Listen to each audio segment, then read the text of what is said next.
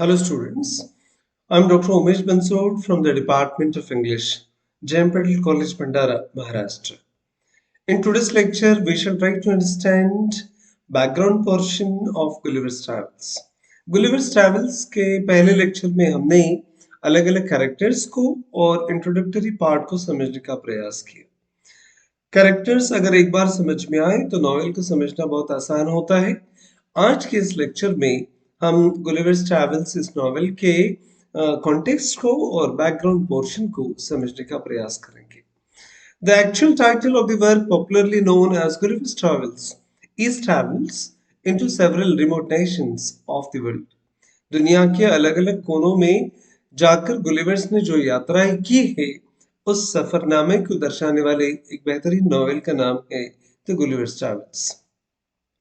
In four parts, we have to study this novel, and by Lemuel Gulliver, first a surgeon and then a captain of several ships.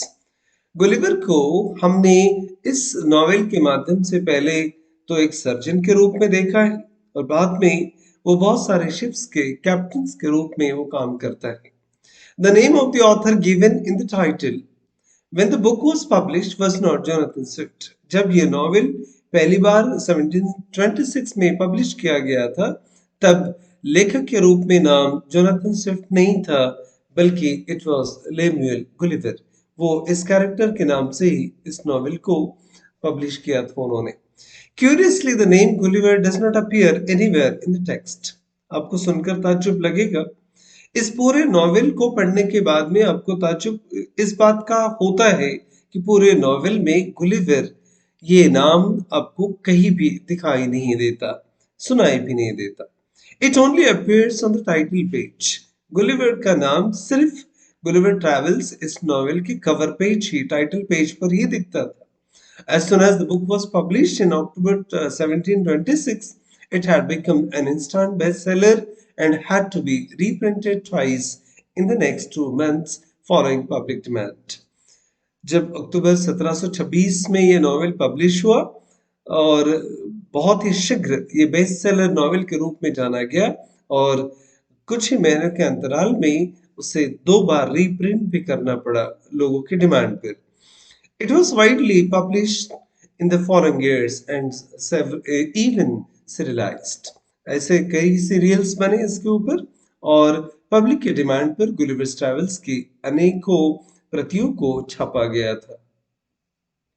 Within a year of its publication, it was translated into German, French and Dutch. इस novel की popularity को समझने का प्रयास कीजिए। जैसे ही ये novel publish हुआ तो उसको जर्मन भाषा में, फ्रेंच में और डच भाषा में भी ट्रांसलेट किया गया था। Such was its popularity even outside Great Britain, और इंग्लैंड में ही नहीं, इंग्लैंड के बाहर भी ये नॉवेल सबसे फेमस हुआ। Even after 3 centuries, its popularity has not diminished. 3 से 4 शतकों के बावजूद भी आज भी ये नॉवेल अपनी लोकप्रियता को बरकरार रखे हुए है। अलग-अलग उम्र के लोग आज भी अलग-अलग एंगल से इस नॉवेल को पढ़ते हैं। Over the centuries, Gulliver's Travels has held the attention of readers for different reasons. वजह बहुत सारी है। हर एक रीडर ने इस नॉवेल को अपने अलग-अलग तरीके से, अलग-अलग अंदाज में पढ़ा है। And it has been read as a political book. कुछ लोग इसे पॉलिटिकल बुक के रूप में पढ़ते हैं। अ चिल्ड्रंस बुक, बच्चे इसे अपनी किताब समझकर पढ़ते हैं। A satire, a fantasy, a specimen of fictional travel literature for adventure story, a parable, and perhaps also even a science fiction novel in its primordial form. A text preempting the genre of novel that had not taken shape yet. अभी तक 17वीं शताब्दी में novel ने, उपन्यास ने बराबर अपना प्रारूप नहीं लिया था। ऐसे समय में गुलिवर्स ट्रैवल ये कहानी सिर्फ एक फैंटेसी, बच्चों की कहानी नहीं, बल्कि इसे साइंस फिक्शन के रूप में, एक पैराबल के रूप में, न जाने कितने सारे रूप में इस किताब को देखा गया। नॉवेल राइटर्स को इस किताब ने बहुत सारी प्रेरणा भी दी है, but was going to become the most popular literary genre in the next few centuries. शायद लोगों को पता ही नहीं था कि ये नॉवेल आने वाली कई शताब्दियों में इतना फेमस होने वाला है। And in academia, Gulliver's Travel has been critically analyzed in different ways. एकेडेमिशियन जो है, शिक्षाविद जो है, भाषा को और साहित्य को पढ़ाने वाले, उन्होंने भी जोनाथन स्विफ्ट के गुलिवर्स ट्रैवल्स को अलग अलग तरीके से क्रिटिकली एनालाइज किया है। Some scholars have been able to reveal the complex relations of this text with British imperialism and colonialism. ब्रिटिशों के colonialism को और imperialism को, साम्राज्यवाद को भी कई सारे critics ने अपने अलग अंदाज में एक्सप्लोर करने का प्रयास किया है। The text is so versatile that it has offered itself a varied forms of critical scrutiny.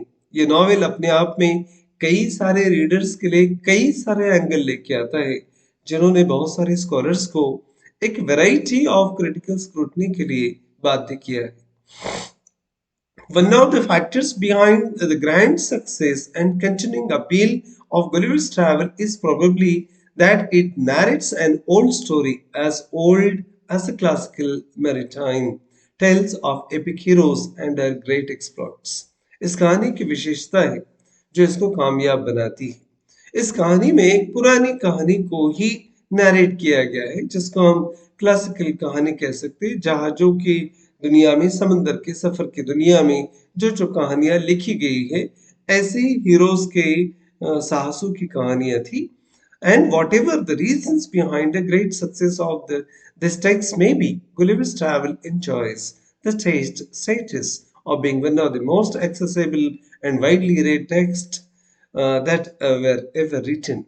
पर वजह कुछ भी हो, भले ही आप इसे सटायर समझे, आप क्लासिकल बुक समझे, स्टोरी समझे, फैंटेसी समझे, कुछ भी समझे, पर एक बात तो तय है, गुलिवर्स ट्रैवल्स ने बहुत सारे लोगों को आकर्षित किया है और आज भी ये एक पॉपुलर नॉवेल बना हुआ है।